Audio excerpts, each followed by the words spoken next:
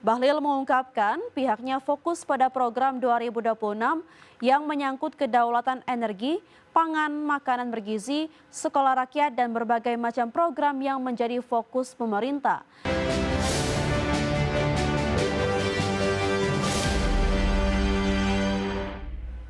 Menteri SDM Bahlil Lahadalia mengungkap arahan-arahan yang diberikan oleh Presiden Prabowo Subianto saat sesi retret di Hambalang terkait pelaksanaan sejumlah program pemerintah dalam bidang energi, minyak, dan gas.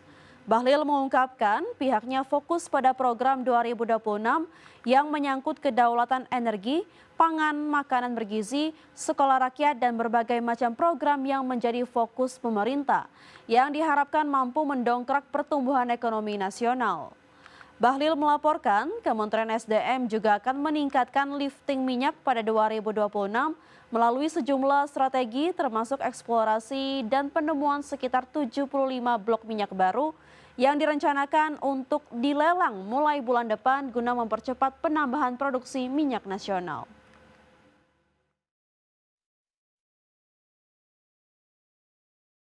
Kita koalisi kan kompak semua, membantu Bapak Presiden, membantu pemerintahan dalam rangka apa? Orientasi kita menyukseskan berbagai macam program pemerintah yang berorientasi pada pelayanan rakyat, kesejahteraan rakyat, yang menyangkut dengan makanan bergizi, pendidikan, infrastruktur, kemudian juga alat kesehatan. Semuanya kita lakukan investasi, hilirisasi. Presiden Prabowo Subianto membentuk Satuan Tugas Percepatan Rehabilitasi dan Rekonstruksi di pasca bencana di 3 provinsi terdampak, yakni Provinsi Aceh, Sumatera Utara, dan Sumatera Barat.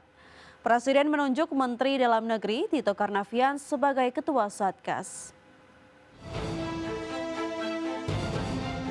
Presiden Prabowo Subianto membentuk Satuan Tugas Percepatan Rehabilitasi dan Rekonstruksi Pasca Bencana di 3 provinsi terdampak, yakni Provinsi Aceh, Sumatera Utara, dan Sumatera Barat. Menteri Sekretaris Negara Prasetyo Adi menjelaskan bahwa Presiden menunjuk Menteri Dalam Negeri Tito Karnavian sebagai Ketua Satgas. Menurut Mensesnek, penunjukan Mendagri sebagai Ketua Satgas didasarkan pada luasnya wilayah terdampak yang mencakup 3 provinsi.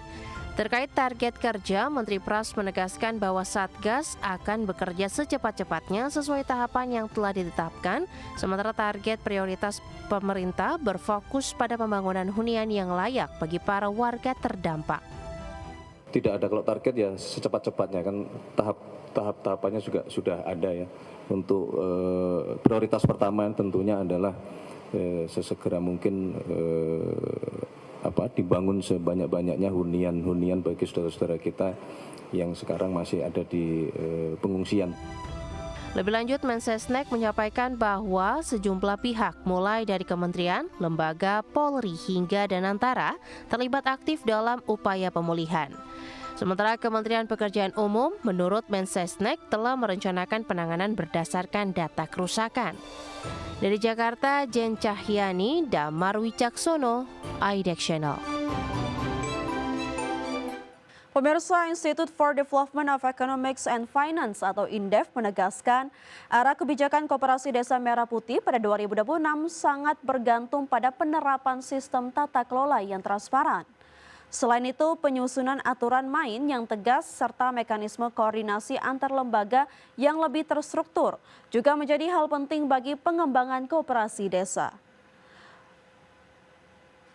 Menurut Direktur Eksekutif Indef Esther Sri Astuti, perlu ada pembagian peran strategis antara Koperasi Merah Putih dan badan usaha milik desa untuk mengoptimalkan ekonomi perdesaan.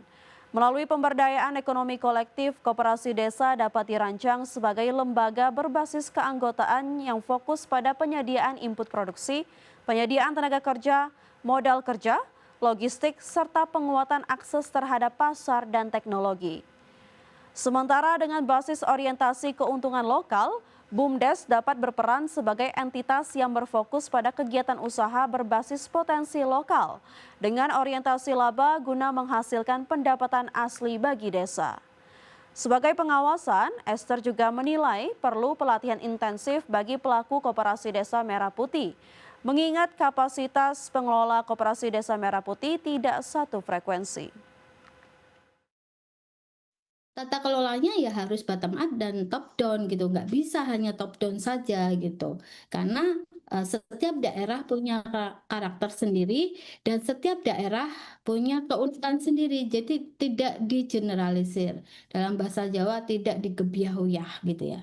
Nah, sehingga basicnya kalau ingin Koperasi Merah Putih ini berhasil, ya harus ada sistematika dan tata kelola kelembagaan yang jelas, aturan main yang jelas gitu. PT Medco Energi Internasional Tbk memberikan dukungan modal kepada sejumlah anak usahanya dengan total nilai 2,42 miliar rupiah. Langkah ini dilakukan untuk menunjang efisiensi dan kelancaran operasional bisnis hingga akhir 2026. PT Medco Energi Internasional Tbk menandatangani perjanjian dukungan bisnis dengan 4 anak usaha dengan total nilai 144.839 dolar Amerika Serikat. Berdasarkan keterbukaan informasi, perjanjian dilakukan dengan PT Mitra Energi Pelayaran, PT Satria Raksa Bumi Nusa, PT Expand Petrogras Intranusa, serta PT Mitra Energi Gas Sumatera. Seluruh entitas tersebut merupakan anak usaha yang sahamnya dimiliki secara tidak langsung oleh Medco. Melalui perjanjian ini, Medco menyediakan fasilitas teknologi informasi yang telah digunakan oleh induk usaha. Fasilitas tersebut mencakup layanan internet, akses VPN, sistem SAP, hingga Business Process Management atau BPM. Dukungan ini bertujuan agar anak usaha dapat menjalankan operasional secara lebih ekonomis dan efisien. Manajemen Medco menyebutkan perjanjian dukungan bisnis berlaku hingga 31 Desember 2026. Adapun perseroan menegaskan transaksi ini tidak menimbulkan dampak material terhadap operasional, aspek hukum, kondisi keuangan, maupun kelangsungan usaha. Dengan dukungan ini, Medco berharap sinergi antar entitas usaha dapat terus terjaga. Berbagai sumber IDX Channel. PT Unilever Indonesia Tbk atau emiten berkode saham UNVR mengumumkan kesepakatan divestasi bisnis teh dengan merek Sariwangi. Bisnis tersebut dijual kepada perusahaan FMCG lokal PT Saforia Kreasi Rasa dengan nilai transaksi 1,5 triliun rupiah. PT Unilever Indonesia Tbk menyepakati penjualan bisnis teh Sariwangi kepada PT Saforia Kreasi Rasa. Divestasi dilakukan melalui penandatanganan perjanjian pengalihan bisnis atau Business Transfer Agreement. Corporate Secretary Unilever Indonesia Pat Westiana Kristanti menyampaikan perjanjian telah ditandatangani pada 6 Januari 2026. Pihak pembeli ditegaskan tidak memiliki hubungan afiliasi dengan perseroan. Penyelesaian transaksi direncanakan akan dilakukan pada 2 Maret 2026 atau pada tanggal lain sesuai kesepakatan kedua belah pihak.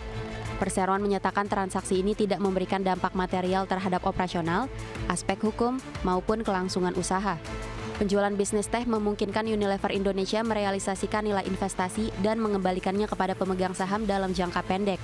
Langkah ini sekaligus mempertajam fokus perseroan pada bisnis inti dengan potensi pertumbuhan lebih tinggi. Presiden Direktur Unilever Indonesia menyatakan transaksi ini akan memperkuat posisi bisnis Sariwangi untuk fase pertumbuhan berikutnya. Sebagai informasi, Unilever Indonesia mengakuisisi Sariwangi pada 1989 dan dikenal sebagai pelopor teh celup di Indonesia. Tim Liputan IDX Channel.